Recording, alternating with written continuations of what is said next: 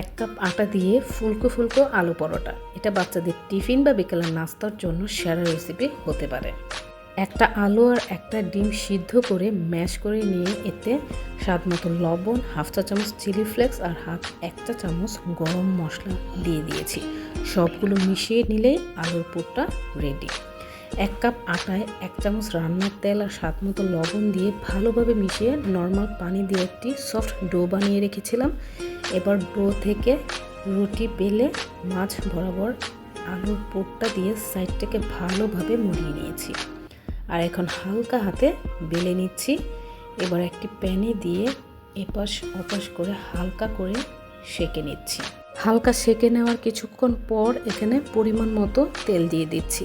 তেলটা দেওয়ার পরপরই দেখবেন এটা ফুলতে শুরু করেছে। তো এভাবে যদি আলুর পরোটা বাসায় ট্রাই করেন তাহলে এই মজাদার আলুর পরোটাটা আপনি নিজেই তৈরি করে নিতে পারবেন। তো অবশ্যই আশা করছি আপনারা বাসায় ট্রাই করবেন সকালে বা সন্ধ্যার নাস্তায়। সবাই ভালো থাকবেন। আল্লাহ হাফেজ।